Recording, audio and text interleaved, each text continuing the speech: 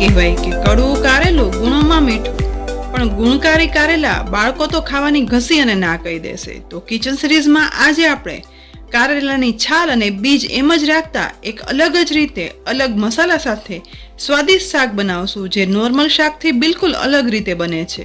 સાથે સ્વાદમાં તો એવું મસ્ત ને કે બાળકોને તો જોતા જ ખ્યાલ નહીં આવે, અને એક વખત આ કારેલાનું શાક ચાખશે ને તો પછી માંગીને ખાશે, એવું સ્વાદિષ્ટ.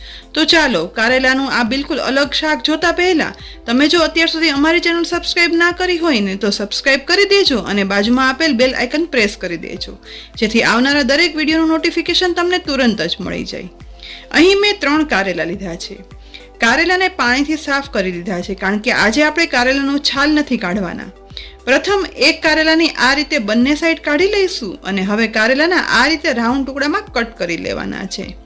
ઉનાળામાં ખૂબ મળતા કારેલા ડાયાબિટીસના દર્દી માટે ઉપકારક છે, એ તો આપણે બધાને ખ્યાલ છે, પણ એ સાથે કારેલા vitamin A, B, C, beta carotene, potassium, zinc, iron, ફોસ્ફરસથી ભરપૂર છે.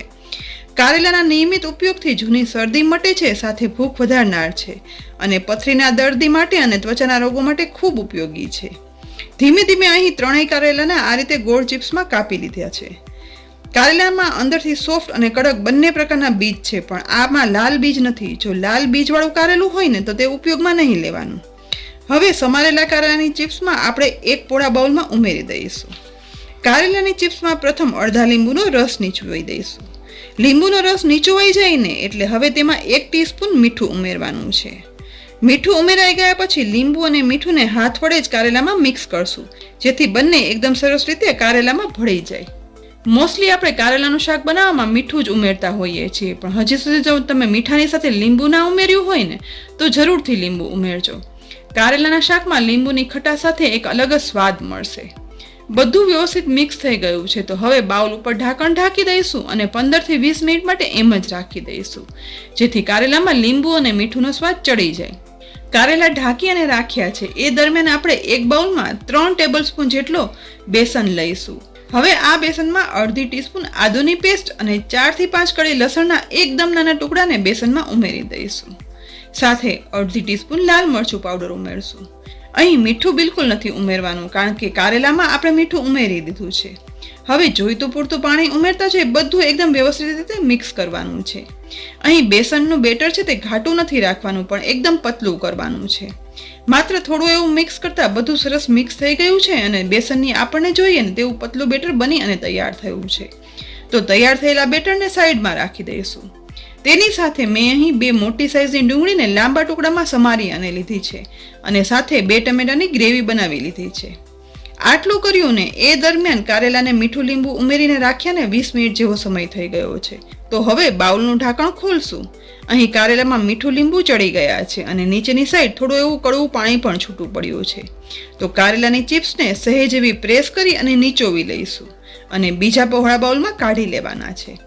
બધા જ કારેલાને આ રીતે પ્રેસ કરી અને બીજા બાઉલમાં કાઢી લીધા પછી જે કારેલામાં બીજ છે તે એકદમ કઠણ હોય ને તે હાથ વડે આ રીતે અલગ કરી લઈશું, જેથી કડક બીજ છે તે કારેલાનું શાક ખાતા સમયે મોંમાં વાગે નહીં. હવે લગભગ બધા જ કડક બીજ નીકળી ગયા છે. હવે આ બેટરને આપણે કારેલામાં ઉમેરી દેવાનું છે. બેટર ઉમેરતા પણ તમને ખ્યાલ આવશે કે આ બેટરની કન્સિસ્ટન્સી કેટલી પતલી રાખી છે. બધું બેટર કારેલામાં ઉમેરાઈ ગયું છે. અહીં જુઓ લસણના નાના ટુકડા પણ દેખાઈ રહ્યા છે, પણ લસણના આ ટુકડા સાથેનું બેટરથી આ શાક બનશે ને ત્યારે તેનો ટેસ્ટ અને ફ્લેવર ખૂબ જ સરસ આવે છે. હવે ચમચી વડે મિક્સ કરી જઈશું. કારેલામાં બધા ટુકડા બેસન વડે કવર થઈ જાય ને અને એક આછું લેયર ચડી જાય ને તે રીતે મિક્સ કરવાનું છે. અહીં આપણે બેટર પહેલેથી જ પતલું રાખ્યું છે, જેથી ભજીયા જેવું જાડું નહીં પણ કારેલા પર આછું લેયર જ બને છે. બધા કારેલા બેસનના બેટરથી કવર થઈ ગયા છે. તો અહીં medium two high low flame પર મેં તેલ ગરમ કરવા રાખ્યું હતું. તો ગરમ થતા તેલમાં આ રીતે બેસનવાળા કારેલાની ચિપ્સ છે ને તે એક પછી એક તળવા માટે ઉમેરી દેવાની છે, જેથી ચિપ્સ એકબીજા સાથે ચીપકે પણ નહીં અને પતલા લેયર સાથે અંદર સુધી કારેલું તળાય અને ચડી જાય અને ઉપરથી એકદમ ક્રિસ્પી લેયર પણ બને. ગેસની ફ્લેમ મીડિયમ ટુ હાઈ હોવાથી આ કારેલાની ચિપ્સ તળાતા સમય નથી લાગતો અને સાથે મિક્સ કરી અને તળતા લગભગ 2.5 થી 3 મિનિટ જેવો સમય થઈ ગયો છે અને કારેલા ઉપરથી સહેજ ગોલ્ડન બ્રાઉન કલરના અને ક્રિસ્પી તળાઈ ગયા છે. તો આ તળાતી કારેલાની ચિપ્સને આપણે તેલમાંથી ધીમે ધીમે કરી અને બહાર કાઢી લઈશું અને એક ડીશમાં ઉમેરતા જઈશું. તળાયેલી ચિપ્સમાં પણ તમે જોઈ શકો છો કે બેસનનું એકદમ પતલું લેયર ચડ્યું છે. હવે બાકીના વધેલા કારેલાની ચિપ્સને પણ ગરમ તેલમાં ઉમેરી દઈશું અને તળી લેવાની છે. અહીં હવે શાક માટે બધી કારેલાની ચિપ્સ તળાઈ ગઈ છે. તો હવે શાકનો વઘાર પણ કરી લઈએ, જેના માટે ગેસની લો ફ્લેમ પર એક પેનમાં આપણે જે તેલ તળવા માટે વાપર્યું હતું ને તે જ તેલમાંથી 1 ચમચો એટલે કે આશરે 3 ટેબલસ્પૂન જેટલું તેલ પેનમાં ઉમેરી દઈશું. ગરમ તેલમાં હવે 1/8 ટીસ્પૂન હિંગ ઉમેરશું. સાથે અડધી ટીસ્પૂન જીરું પણ ઉમેરી દઈશું. ગરમ તેલમાં તુરંત જ જીરું સતરાય અને ઉપર આવી જાય છે એટલે તેમાં સમારેલી ડુંગળી ઉમેરી દઈશું. હવે ગેસની ફ્લેમ મીડિયમ રાખતા બધું હલાવી અને મિક્સ કરશું અને ડુંગળીને ગોલ્ડન બ્રાઉન થાય ને તેવી સાતળશું. અહીં લગભગ 1.5 થી 2 મિનિટ મિક્સ કરી અને સાતળતા ડુંગળી એકદમ સરસ સતરાઈ પણ ગઈ છે અને ગોલ્ડન બ્રાઉન કલર પણ આવી ગયો છે. તો હવે સતરાટી ડુંગળીમાં ટમેટાની પ્યુરી ઉમેરી દેવાની છે. ટમેટાની પ્યુરી સહેજ એવી ચલાવી અને ડુંગળી સાથે મિક્સ કરી દઈશું. ટમેટાની પ્યુરી ડુંગળી સાથે મિક્સ થઈ ગયા પછી હવે આ ગ્રેવીમાં આપણે મસાલો કરી લેવાનો છે. તેના માટે પ્રથમ 1/8 ટીસ્પૂન હળદર પાવડર ઉમેરશું. સાથે અડધી ટીસ્પૂન ધાણા જીરું પાવડર ઉમેરવાનો છે. અડધી ટીસ્પૂન લાલ મરચું પાવડર ઉમેરશું. ફક્ત આ ડુંગળી ટમેટાની ગ્રેવી જેટલું જ મીઠું ઉમેરવાનું છે, કારણ કે કારેલામાં તો ઓલરેડી આપણે મીઠું ઉમેરેલું જ છે. હવે બધું મિક્સ કરી અને સાતળશું. પણ આટલું જોયા પછી વિડીયો જોવાનું બિલકુલ મૂકી ના દેશો, કારણ કે આજે આ શાકમાં એવું ખાસ ઇન્ગ્રેડિયન્ટ ઉમેરશું જેથી આ શાક બાળકો એક વખત ચાખશે ને તો આંગળા ચાટી જશે તેવું ભાવશે. બધો મસાલો મિક્સ થઈ ગયા પછી પેનને ઢાંકી દઈશું અને ગેસની લો ફ્લેમ પર ટમેટા એકદમ સરસ ચડી જાય ને તેટલું આપણે સાતળશું. માત્ર 2 મિનિટ પછી પેનનું ઢાંકણ ખોલશું. ટમેટાની પ્યુરીમાંથી પાણી બધું બળી ગયું છે અને આ મસાલા સાથે સુગંધીદાર ડુંગળી ટમેટાની ગ્રેવી તૈયાર થઈ ગઈ છે. તો ગ્રેવીમાં આપણે તળેલા કારેલા ઉમેરી દેવાના છે. કારેલા ઉમેરાઈ ગયા પછી હવે આ શાકમાં આપણે ખાટા અથાણાનો મેથીયો મસાલો 1.5 ચમચી જેટલો ઉમેરશું.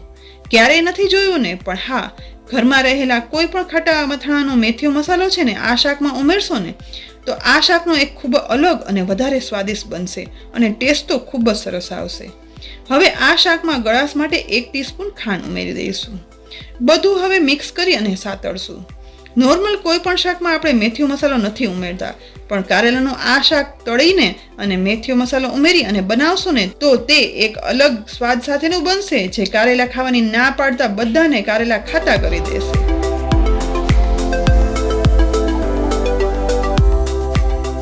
મસાલો મિક્સ થઈ ગયા પછી હવે ગરમ તેલમાંથી વધુ 1 ચમચો તેલ શાકમાં ઉમેરી દઈશું. બસ તેલ ઉમેર્યા પછી સહેજ મિક્સ કરશું. સુગંધીદાર કારેલાનું શાક બની અને તૈયાર થઈ ગયું છે. તો તેને હવે કોથમીર વડે ગાર્નિશ પણ કરી લેવાનું છે અને ત્યાર પછી ગેસ બંધ કરી અને ગરમા ગરમ આ શાક પીરસી પણ દઈશું. કારેલાને મીઠું લીંબુમાં મિક્સ કરી ઉપરથી એક આછા બેસનના લેયર સાથે તળી અને એક અલગ જ મસાલો ઉમેરી બનતું આ શાક ઘરમાં જો પીરસશો ને તો કોઈને ખ્યાલ જ નહીં આવે કે આ તો કડવા કારેલાનું સ્વાદિષ્ટ શાક છે અને મોટાથી લઈ નાના બાળકો પણ વારંવાર માગીને ખાશે, એ ગેરંટી. તો આજની આ કારેલાના શાકની રેસીપી તમને કેવી લાગી તે કોમેન્ટ બોક્સમાં લખી અને જરૂરથી કહેજો. સાથે કારેલાની સિઝનમાં આ રીતે શાક જરૂરથી બનાવજો. એકવાર બનાવશો ને તો પછી આ જ રીતે તમે શાક બનાવતા થઈ જશો. ફરી મળશું એક ઉપયોગી રેસીપી સાથે. ત્યાં સુધી આવજો.